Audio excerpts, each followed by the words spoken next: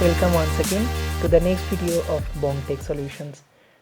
Today I will be discussing about a very basic component of electronics, the PN junction diode. So today's topic is what is PN junction diode, and later we will be talking about how to use it in the practical session. Now you can see here, this is the PN junction diode. Let's look it from a close-up. Maybe of different marking. What I'll be using here is of IN 4007 type. Its tolerance level is quite high compared to other diodes. So I have drawn a picture of the diode so that I can explain it here. Now you can see it well here that it's like resistance. It's also a two-terminal device. This is one terminal, this one is other terminal. So this terminal is called the N terminal and this one is called as the P terminal.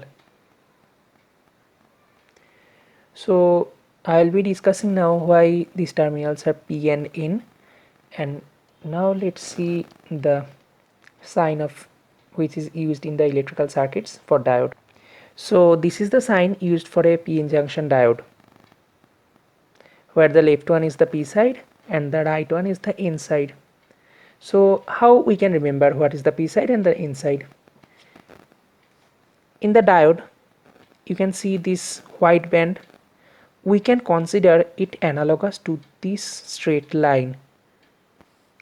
Okay, so I think there will be no difficulty in remembering or any confusion about the P side and the N side. So okay, let's see what's going inside this diode and how can we use it. The diode is made of two materials, the p-type material, this one, and the n-type material, and its special characteristics is that it allows current to flow in just one direction.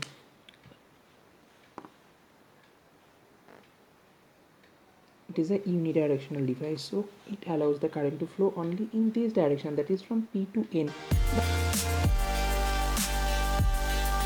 Conductivity of electricity.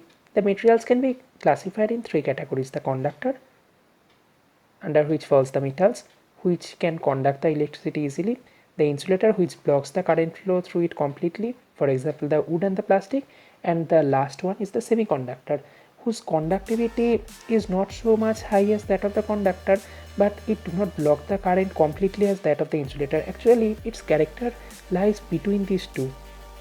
Now again, this may be classified in two categories. They are the intrinsic semiconductor, that is the pure one, and the other one is the extrinsic semiconductor, that is the doped one. Now the conductivity of intrinsic semiconductor is not so high, so some impurity is mixed with the semiconductor to increase its conductivity. So we get another type of semiconductor, that is the doped or the impure semiconductor, that is the extrinsic semiconductor. Now according to the doping, this extrinsic semiconductor may be of two types. These are the p-type semiconductor, that is doped with the group 13 elements, for example aluminium, gallium, indium, and the n-type semiconductor, which is doped with phosphorus, arsenic, and other group 15 elements. So the first question which will arise in the viewer's mind, that what is doping? So doping is a process of introducing impurity in the intrinsic, that is pure semiconductor, to change its conductivity. That is, we will introduce or increase the number of electrons either, or increase the number of hole in the pure semiconductor so that its conductivity will be increased. At first talk, what is a pure semiconductor? Now silicon is a pure semiconductor. Its atomic number is 14. This is the electronic configuration of silicon: 1s2, 2s2, 2p6, 3s2, and 3p2. That means in the first cell there are 2 electrons, in the second cell there are 8 electrons, and in the outermost cell there are 4 electrons. Structure of silicon will be somewhat like this. These are the 4 electrons in the outermost cell. I am not showing the 2 inner cells. Now let's see how these bond with the other adjacent silicon atoms. When another silicon atom, this one, when comes beside this one, the 2 electrons get shared by these 2 atoms and forms a bond, a covalent bond, and these are applicable for, and the same theory is applicable for these electrons also. So so a silicon atom forms 4 bonds in its 4 sides. We can consider this one to be the structure of a pure silicon. Now if we introduce a p-type doping, that is some aluminium or phosphorus atom, and replace this silicon atom, then let's see what happens. The electronic configuration of aluminium is 283. That means it has 3 electrons in the outermost shell. Now if we introduce this aluminium doping and replace the silicon atom, then it will form bond in 3 of its side. In 3 side it will form bond, but the fourth one there will be no bond, since it has 3 electrons only in the outermost shell. We can say that there is a lack of electron, there is a lack of 1 electron at this point. So this is called the hole in electronics. Okay, and now similarly the concept of, and this is the p-type semiconductor, and now the n-type semiconductor. Let's see how it is made. Now in n-type semiconductor, the group 15 elements, for example phosphorus, is introduced as impurity. Now in phosphorus or in group 15 elements, there are 5 electrons in the outermost shell.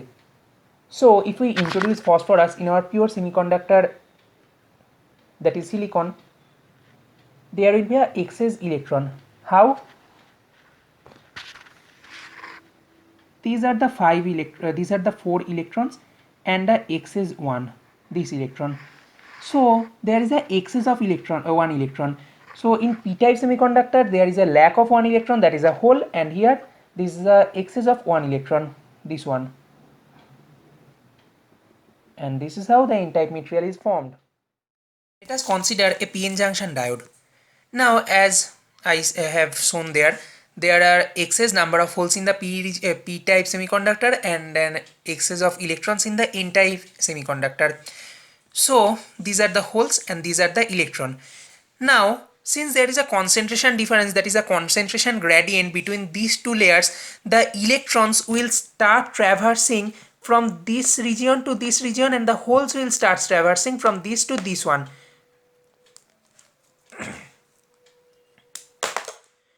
So this is the direction of the electron. Now the electron will come in the p-type region and will combine with the holes.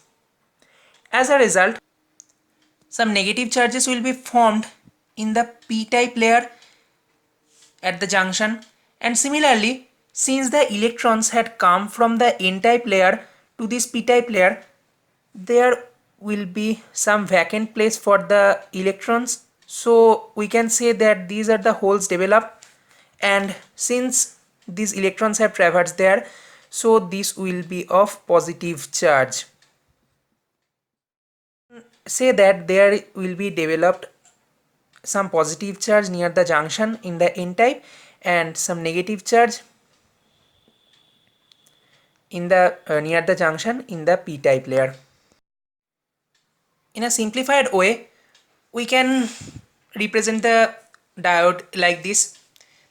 So this is the p-type layer and this is the n-type layer, and there is a charge separation, and these are the stationary charge, not mobile charges. So this region there will be no mobile charges and the charge separation will be present there, and this is called as the depletion layer, and this depletion layer will not allow any more diffusion to occur. So this will remain constant and do not allow any electrons or holes to traverse through this depletion layer. Let us connect a energy source, that is the battery, in forward bias. What is forward bias? That means the plus side, that is the positive side of the battery, will be connected to the p side and the negative side will be connected to the n side. So what will happen now? The current will flow in this direction like this and enter the p-type layer. So conventionally the direction of current is taken as the direction of the holes. So the holes will enter the p-type layer, and conventionally the direction of the electron is opposite to that of the current, so electron will enter the n-type layer. So what will happen now? The hole, after entering the p-type layer, will discharge these negative charges and recombination will take place. As a result, these charges will not be no more there. Here also the same case occurs. The electrons in the which enters the n-type layer now recombines with these positive charges, and this positive charge gets recombined and gets vanished. So what occurs now? The depletion layer gets thinner and thinner with the flow of the current, and as a result, so a time will appear when there will be no charge separation and no depletion layer will be present, and hence a large amount of current will flow in this direction. So in forward bias the current will flow. Now what will be the case in reversed bias? We have connected the battery in the reverse bias, that is its positive side of the battery with the n side and the negative part of the negative pole of the battery with the p side. So current will flow anti-clockwise in this direction. So now what will happen? The holes will enter from this direction and the electrons will enter from this direction. So this, at this part, repulsion will take place and more electrons will get stored here, which are entering in this direction.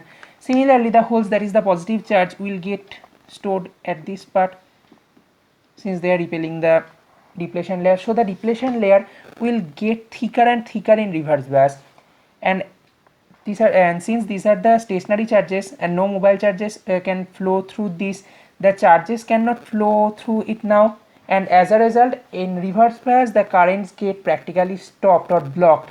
Only some minority carriers flow, and the current is also flows due to the minority carriers, and its order is very low, 10 to the power minus 9 ampere in silicon and 10 to the power minus 6 ampere in germanium.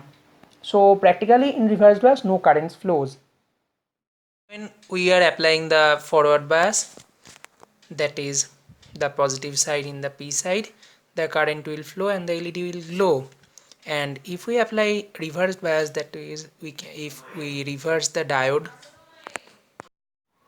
So here if we apply forward bias, that is positive side of the battery in the p side of the diode, here the p side, this is the p side, then the current will flow in the LED and the LED will glow. And now if we apply reverse bias, that is here if we reverse this diode, then the LED will turn off. You see the positive side in the inside, the current will not flow now, there will be no current and the LED will turn off. So that is the case. Let's check it in practical. So here as you can see, the positive side of the battery in series with the resistance, then the resistance is connected with the p side of the LED, sorry not LED, the diode. This is the white strip, so this is the p side, this is the n side, so positive connected to p side, then the n side is connected with the LED which is also a diode, then the negative end of the diode is connected with the negative end of the battery. So now according to the theory, the LED must glow. So now I am touching in the battery, you see it's glowing. Okay, it's glowing. Now if we reverse the diode, so we are just pulling it off, reversing it and attaching it in the same place. So now if we touch the battery, okay, the LED will not glow. See here, the battery is already connected, the LED will not glow. So that is the theory. Thanks for watching, and if you like the video then please subscribe me.